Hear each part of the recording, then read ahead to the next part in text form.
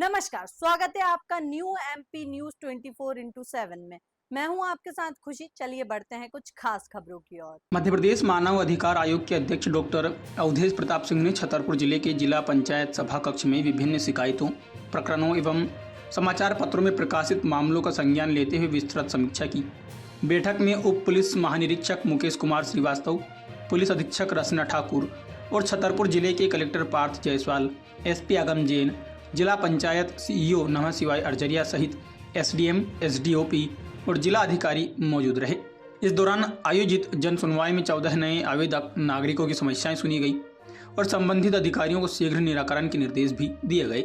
बैठक में कुल 60 प्रकरणों की एक एक कर गंभीरता से सुनवाई की गई। इनमें राजस्व, पुलिस, वन, स्वास्थ्य, विद्युत, पीडब्ल्यूडी तथा महिला एवं बाल विकास विभाग से जुड़े मामले शामिल रहे।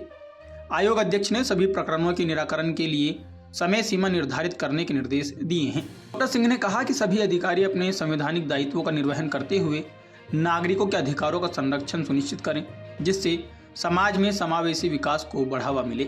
उन्होंने आर्थिक सहायता से जुड़े मामलों के त्वरित निराकरण में संतुष्टि जताई तथा पुलिस प्रकरणों में तत्परता से जाँच करने के निर्देश भी दिए हैं। ग्रीष्मकाल को ध्यान में रखते हुए उन्होंने पेयजल व्यवस्था की समीक्षा कर अधिकारियों को निर्देशित किया कि जिले के नागरिकों को शुद्ध पेयजल उपलब्ध कराना सुनिश्चित किया जाए। उन्होंने समाज में बढ़ते पारिवारिक विवादों पर चिंता जताते हुए कहा कि ऐसे मामलों को आपसी समझ और सुलह के माध्यम से घरों में ही सुलझाने का प्रयास किया जाए। इससे सामाजिक समरसता का वातावरण मजबूत होगा। साथ ही उन्होंने कहा कि जितना समाज जागरूक होगा उतने ही नागरिकों के अधिकार सुरक्षित रहेंगे। देखिए, आज काफ़ी प्रकरण चूँकि इस जिले के थे और हम यही बात कर रहे थे कि चूँकि हम सभी का इस संयुक्त दायित्व है कि संवैधानिक दायित्व हैं उनका निर्वहन किया जाए और नागरिकों के अधिकारों का संरक्षण किया जाए, जिससे समाज में समावेशी विकास हो। और इसी परिप्रेक्ष्य में हमने आज बहुत विस्तृत रूप से सभी कलेक्टर, एसपी और जितने भी जिला प्रशासन के अधिकारी थे उनके साथ प्रकरणों बार गंभीरता से समीक्षा की है और काफ़ी संख्या में प्रकरण थे। करीब 45 से 50 प्रकरण जिला कलेक्टर और जिला शिक्षा अधिकारी, डीएफओ वगैरह से संबंधित थे। इस तरह से एसपी ऑफिस से संबंधित जो थे आपराधिक मामलों के प्रकरण, उनकी भी संख्या काफ़ी थी। तो सभी पर काफ़ी विस्तार से चर्चा हुई है। करीब 15 प्रकरण उसके थे और सभी में हमने निराकृत करने के लिए निर्देश दिए हैं। 45 प्रकरण जो कलेक्टर ऑफिस या और उनसे संबंधित जो सिविल के थे उनमें से ज़्यादातर 5-6 में तो हमने समाप्त कर दिया है। कुछ में समय सीमा में कार्रवाई करने के निर्देश दिए हैं, जो एक आध माह के अंदर, किसी में 7 दिन का, किसी में 15 दिन का दिया है। और कई मामलों में जिनमें कि उनको शासन की तरफ से आर्थिक सहायता मिलनी थी, चाहे डूबने की बात हो, चाहे बिजली गिरने की से मौत हुई हो, उनका भी निराकरण तुरंत हो गया। कई ज़्यादातर लोगों का भुगतान की प्रक्रिया चल रही है और यह भुगतान किया जा चुका है। और इसी तरह से पुलिस से संबंधित जो मामले थे उनमें भी तत्परता से जांच की बात की गई, चाहे पुलिस कस्टडी की डेथ्स हों उसके संबंध में भी हमने विस्तार से चर्चा की है। पेयजल से संबंध भी, चूँकि अभी गर्मी का मौसम भी है और कोई घटना इस तरह से ना हो कि जल में कोई प्रदूषण हो, तो उसके संबंध में भी मैंने कहा है कि प्राथमिकता के आधार पर सभी अधिकारी देखेंगे। और कलेक्टर ने भी कहा है कि हम इसके सतत रूप से टंकियों आदि की जाँच हम यहाँ करा रहे हैं। तो इसी तरह से समग्र रूप से कुछ नए आवेदक भी आए थे, करीब 14, उनका भी हमने संज्ञान लिया है। और जो मामले यहाँ कलेक्टर से चर्चा करके, एसपी से चर्चा करके या जिला अन्य प्रशासन के अधिकारियों से चर्चा करके निबट सकते थे, वहीं हमने जो आवेदक थे उनके समक्ष ही उनको निर्देश दिए हैं उनके संबंध में निराकरण करने के। शेष जिनमें हमको आवश्यकता होगी, आयोग वहाँ भोपाल से पत्र भेजकर उन पर प्रतिवेदन मंगाएगा और इन जो भी निराकृत हुए उनका भी जिला प्रशासन के सभी अधिकारी आयोग को प्रतिवेदन देंगे।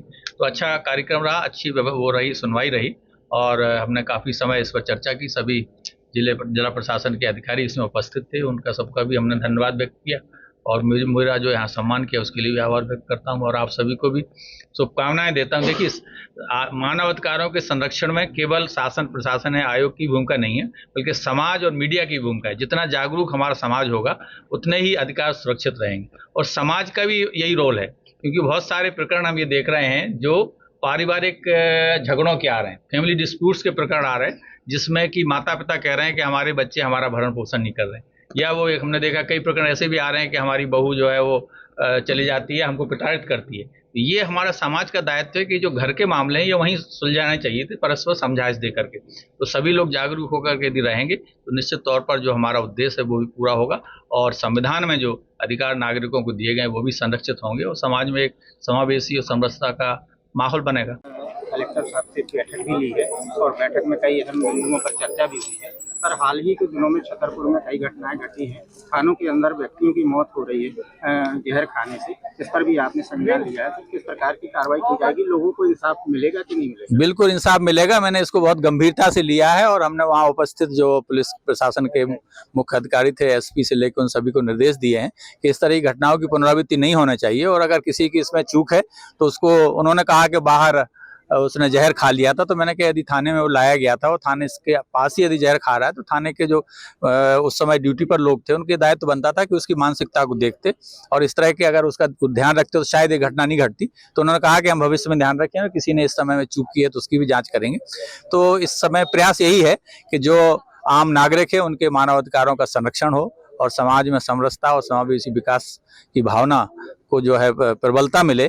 इस संबंध में हमने सारे जिला प्रशासन के अधिकारियों को निर्देश दिए हैं कि मानवाधिकारों के संरक्षण संबंधित जो मामले हैं उनमें प्राथमिकता से कार्रवाई की जाए ताकि सभी लोग अपने आप को सुरक्षित महसूस करें और कदम से कदम मिला करके हमारे देश और प्रदेश की प्रगति में अपना योगदान दे सकें।